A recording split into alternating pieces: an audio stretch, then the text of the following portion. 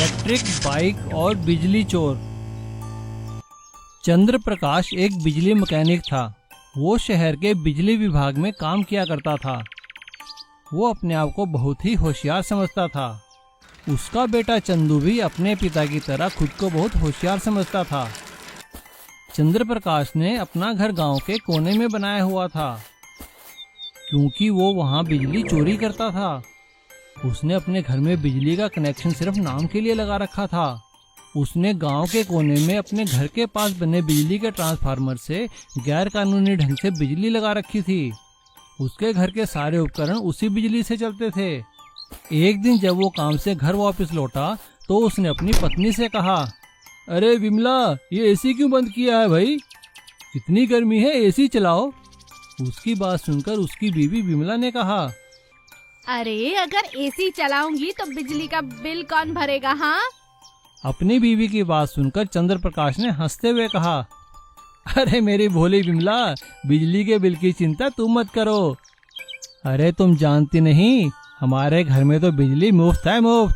Transformer से direct line लगा रखी है मैंने, जितना मर्जी एसी चलाओ। तभी उसका बेटा चंदू उससे आकर कहता है, पापा पापा देखो, मैंने बैटरी से चलने वाली बाइक बनाई है। अरे वाह बेटा, तू तो मेरा नाम जरूर रोशन करेगा। देखा विमला, कितना होशियार है हमारा चंदू। अपने पापा की बात सुनकर चंदू ने कहा, हाँ पापा, समझाओ ना माँ को। माँ तो मुझे बैटरी चार्ज करने ही नहीं देती, कहती है बिजली का बहुत बिल आता है। चंदू की बात सुनकर चंद्र प्रकाश ने अपनी बीवी को डांटते हुए कहा, अरे क्यों रोकती हो बच्चे को? इतना होशियार है, बैटरी से चलने वाली बाइक बनाई है, चार्ज करने दो। इसे कौन सा बिजली का बिल भरना है? चला बेटा, मेरे साथ आ, मैं तुझे सिखाता हूँ कि कैसे बैटरी चार्ज करनी है, वो भी बिना पैसे के। चंद्र प्रकाश चंदू को बिजली चोरी करने के तरीके सिखाता है। उसकी बीवी उसे बहुत टोकती है, लेकिन वो नहीं मानता। अब चंद्र प्रकाश की तरह चंदू भी बिजली चोरी करना सीख चुका था।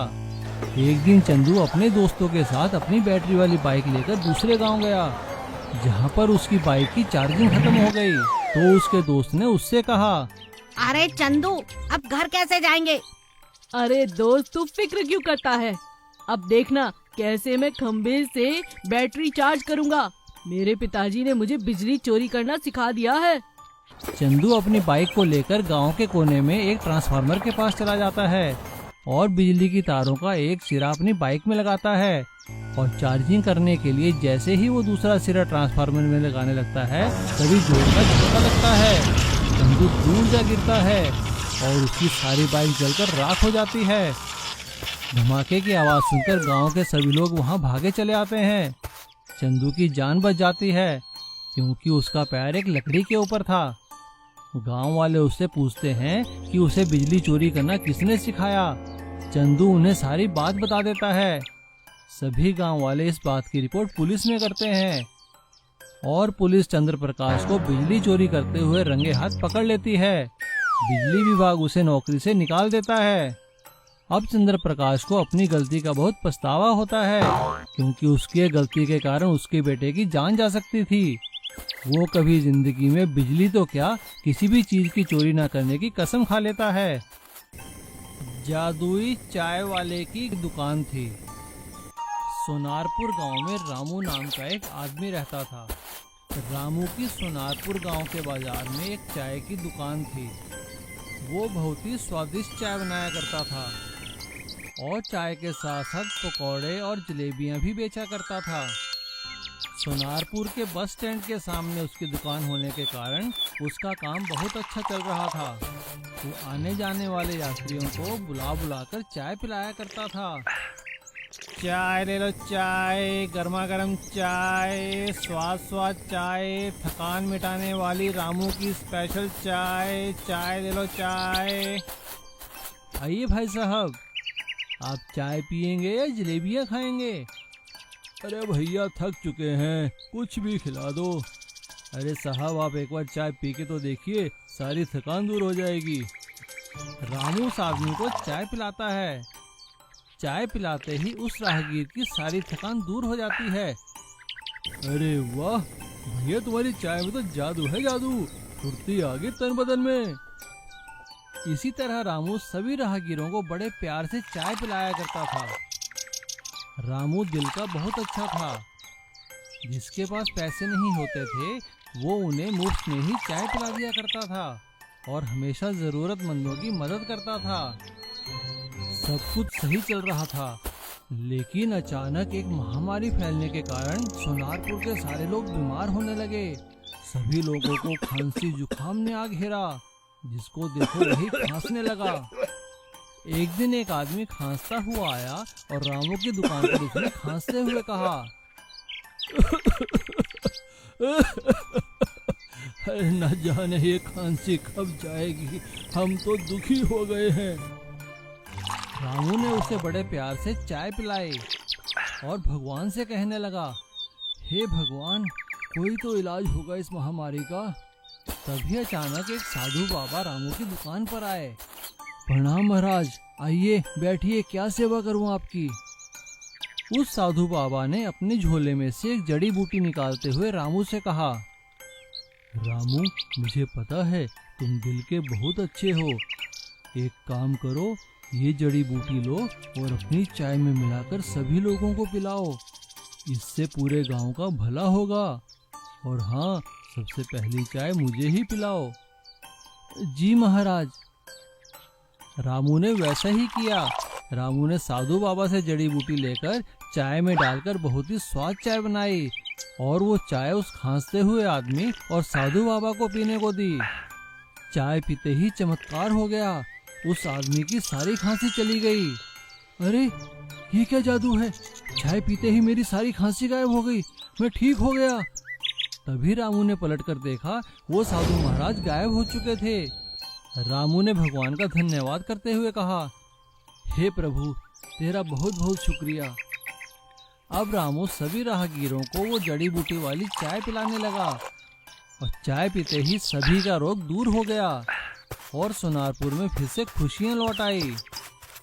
और अब रामू की चाय की दुकान को सभी लोग जादुई चाय की दुकान के नाम से जानने लगे। 2 राक्षस और जादुई पेट्रोल पंप। काली पहाड़ी वाले नीचे के मैदानी जंगल में बक और चक नाम के 2 राक्षस कई सालों से रहते थे। वे दोनों राक्षस होने के बाद भी बहुत ही अच्छे थे। उन्होंने कभी किसी जीव को तंग नहीं किया। वो दोनों जंगल में उगने वाले फल, फूल और पत्ते खाकर ही अपना गुजारा किया करते थे। लेकिन वो लोग पास के शहर की बढ़ती आबादी से बहुत परेशान थे।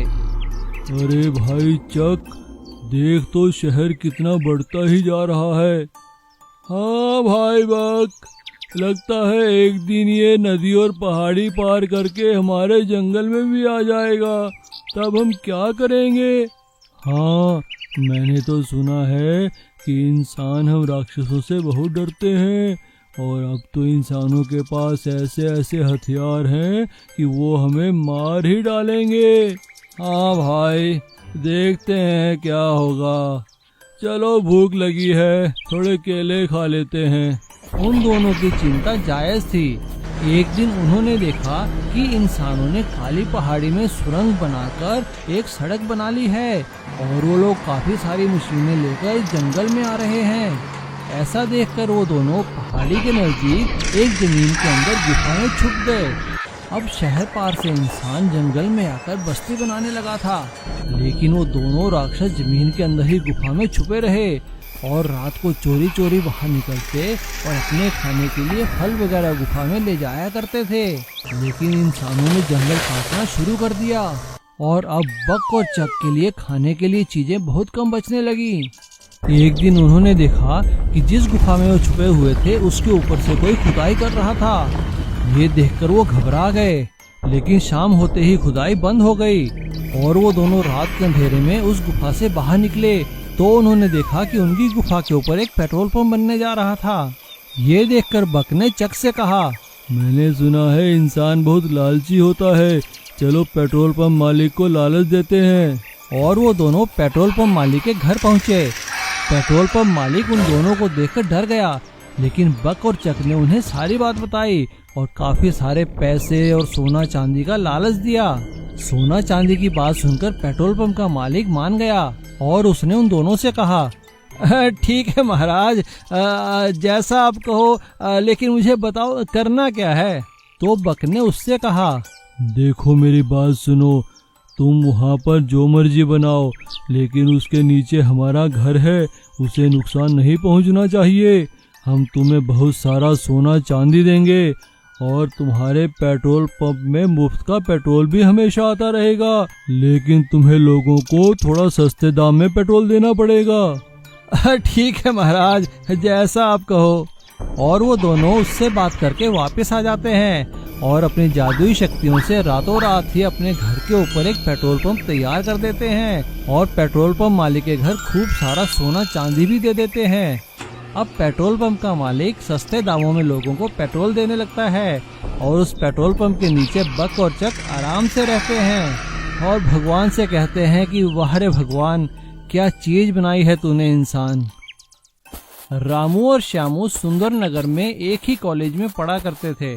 दोनों बहुत ही अच्छे दोस्त थे। वे दोनों एक साथ ही कॉलेज आते, क्लास में पढ़ते और कॉलेज की कैंटीन में एक साथ बैठकर ही खाना खाया करते थे। वो दोनों बहुत ही पेटू और शरारती किस्म के लड़के थे। उन्हें हर काम करते हुए खाने का ही सूझता था और खासकर खाते हुए तो वो लोग बहुत ही शरारत किया करते थे। एक दिन जब इतिहास के टीचर क्लास में पढ़ा रहे थे, तभी श्यामू को कॉलेज की कैंटीन से समोसे बनने की खुशबू आती है। उसने रामू को इशारा करते हुए कहा, अरे रामू, देख तो कितनी अच्छी खुशबू आ रही है और यहाँ पे पता नहीं इतिहास का पीरियड कब खत्म होगा। अरे हाँ श्यामू, मैं भी यही सोच रहा हूँ, चलो कुछ जुगाड़ करते हैं।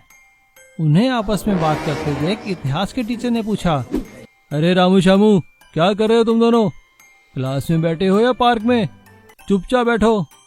अरे सर मेरे बहुत पेट में दर्द हो रहा है सर, क्या मैं बाहर जा सकता हूँ? अच्छा ठीक है, जाओ निकलो यहाँ से दोनों। दोनों बड़ी खुशी खुशी क्लास से बाहर चले जाते हैं और सीधा कैंटीन में पहुँचते हैं। कैंटीन के मालिक जगतार उन्हें देखकर बहुत दुखी हो जाते हैं और अपने कारीगर से कहते हैं, अरे छोटू, आ गए दोनों भुक्खड़, देख तो क्या खाएंगे ये। रामू और श्यामू समोसे खाने के लिए मांगते हैं और देखते ही देखते वो काफी सारे समोसे चट कर जाते हैं और वहाँ बाकी खड़े लोग सभी उन्हें देखते रहते हैं। तभी एक लड़का जगतार से कहता है, अरे चाचा, क्या करते हो आप भी? आज भी ये दोनों सारे समोसे खा गए। अरे बेटा, मैं तो इनसे खुद दुखी हूँ, क्या करूँ? तभी वो लड़का जगतार के कान में कुछ बात कहता है, हाँ, ये ठीक रहेगा, कल ऐसा ही करूँगा। अगले दिन जैसे ही रामू श्यामू कैंटीन में आते हैं तो वो देखकर हैरान हो जाते हैं कि एक टेबल पर नूडल के भरे भरे 2 बाउल पड़े थे। अरे चाचा, ये क्या है चुनौती, हमें भी बताओ। अरे आओ बेटा, खास लगता है तुम दोनों के लिए ही है। अरे भाई, जो ये 2 नूडल के बाउल 2 मिनट में खा जाएगा, उसे मैं पूरे साल भर कैंटीन में मुफ्त खाना खिलाऊंगा। ये सुनकर वो दोनों बहुत खुश हो जाते हैं। अरे चाचा, बस इतनी सी बात, और अगर नहीं खा पाए तो?